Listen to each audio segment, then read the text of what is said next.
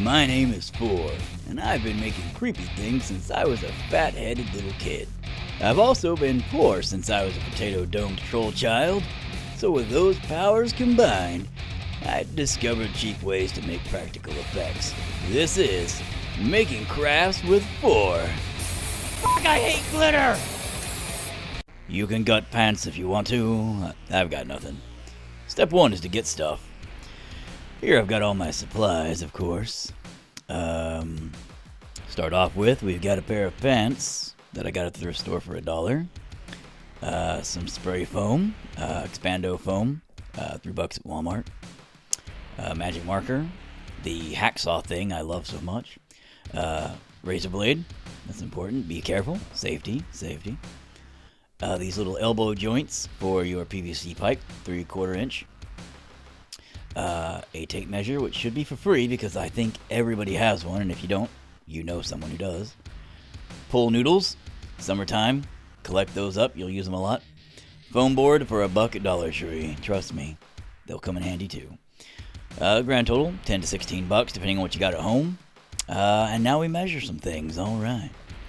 Get your measuring tape out. Pretty standard of what we're about to do here. I mean, you measure things. I'm sure you know how to do that. So starting at about an inch below the top, around the belt loop area, you're going to need that inch space, but you want to go from there down to the pant cuff area. Mark that on your PVC pipe and do the same for your pull noodles, the same length, and then cut those. Yeah, that's pretty exciting. Now here's what you want to do. Be very careful how you cut it. You gotta be careful. So don't just randomly cut it like this because that's very dangerous. You're just cutting it out in the middle of the air. You should probably put that on something. Jesus. And then when you throw it, oh God, I almost cut my own hand off. Okay, don't do what I'm doing here. This is very irresponsible. Probably put that on something stable. And don't just throw it like this because that's very dangerous. I could have cut my hand. And yeah, okay. You'll see I have a bowl here because I'm cutting inside the house. And I don't want to get these little fuzzy things that come off the PVC pipe when cutting it with a hacksaw all over the house because my wife will kick me in the face again. And so I put them in a bowl. I cut it over the little bowl. You can do this outside. You can do it with a Dremel. You can do it with a big hacksaw, whatever. It doesn't really matter what kind of tool you use as long as you can get a good cut. You know, more measuring, more cutting. This is pretty standard for do-it-yourself. So welcome to the world of DIY. Here we're going to take our pants and open our pants up. Not the pants you're wearing, I hope, because that's not what you want to measure and cut. That would probably be pretty dangerous and probably a trip to the ER, so you might avoid that one. This is kind of an at-eye thing. You know, you want to just eye this one because I've never found a good way to actually measure out the circumference of the pants itself. I don't know how you would do that. So I just kind of eye the square that I'm going to need to cut out first, as you can see me doing here. And then from that, I cut out the square, and then I cut down the circular, well, oblongular shape from that. Oblongular is a word I just made up. I don't know how that works. Oblongular? That's whatever. Anyway, the egg shape, the whatever. Don't ever cut towards yourself like this. This is also very dangerous. I failed, like, basic safety classes. Don't ever do what I'm doing. Welcome to DIY with me. Do the opposite of what I do. Then just put your PVC pipes down your pull noodles. They're all measured. Attach your little doodads there, your little elbow joints, and then from there we're going to go ahead and measure out the not adjacent. I don't know what that word even means. We're going to measure out what we need to do here to connect it all together. After, of course, I list everything so I know what I'm doing because I'm incompetent and sometimes forget my left from my right and my top from my bottom. And that gets awkward. Very awkward. And apparently my front from my back. Even though top, left, right should be enough. But no. Yeah, never drive with me. It's very scary. I'm all, in England, we drive on this side of the road. And I'm just kidding. Anyway. But as far as it goes, I kind of do this one from eye, too.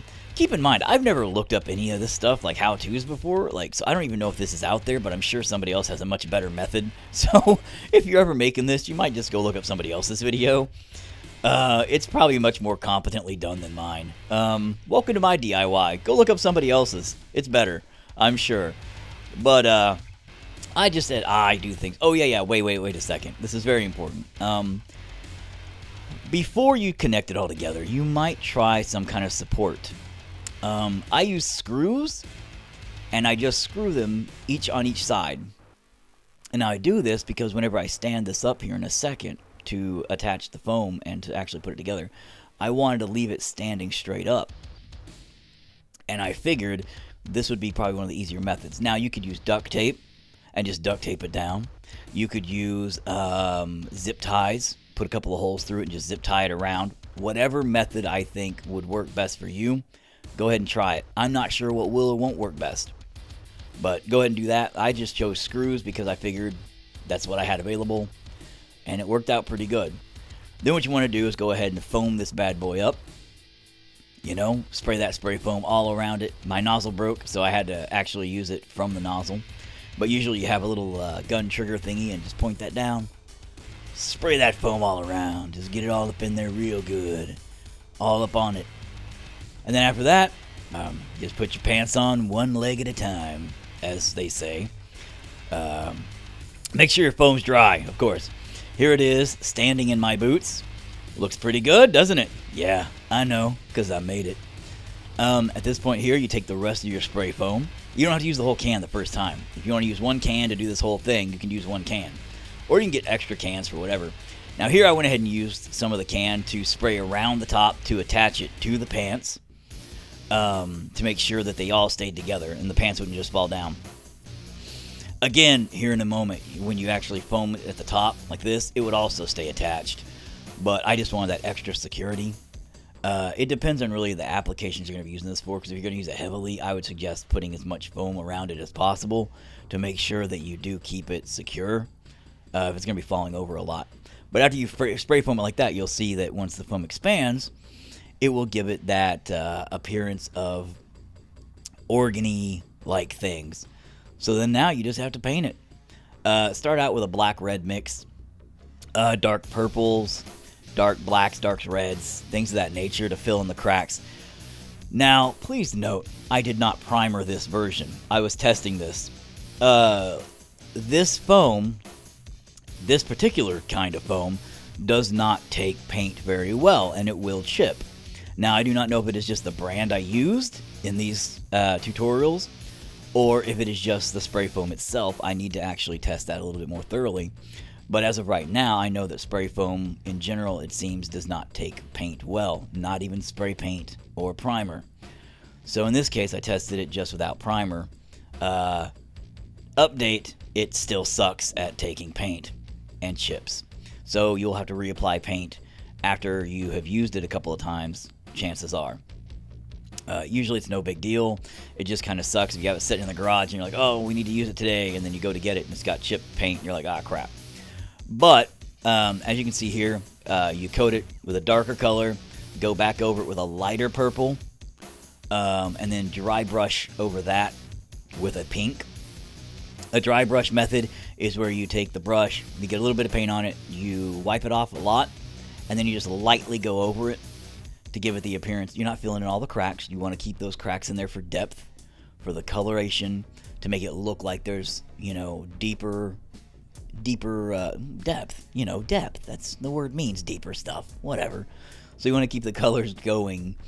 And we actually do this a couple of different times with different pinks if you want that deep of color. You can get away with a lot on film, actually, depending on your lighting and things of that nature too. But the better it looks in real life, the better it looks on film. So, as you can see here, when this dries, it looks pretty good. Pretty good. And then, see, like here we go. It's alright. You know, it still looks pretty cheesy, pretty bad. But we go ahead and take it and fill it in with the red around the cracks and around the corners and things like that to give it a more bloody effect. Obviously, the blood's going to be there later on when we do it. P.S. It's not really there here in a minute when I show you the actual effect in action. I totally didn't use blood for it. If you're going to do this kind of effect, always add blood cannons, blood sprayers, or any kind of thing you can to give it that extra oomph. Here at the end, you just want to go ahead and hit that with a little clear coat, high gloss spray paint.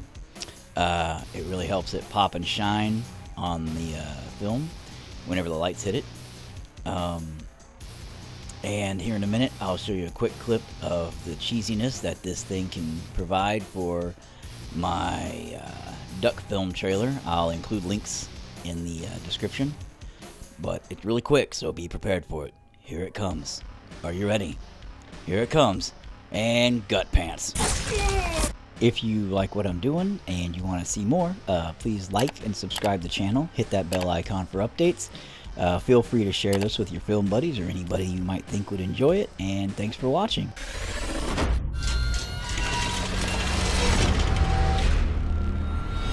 Look what I made!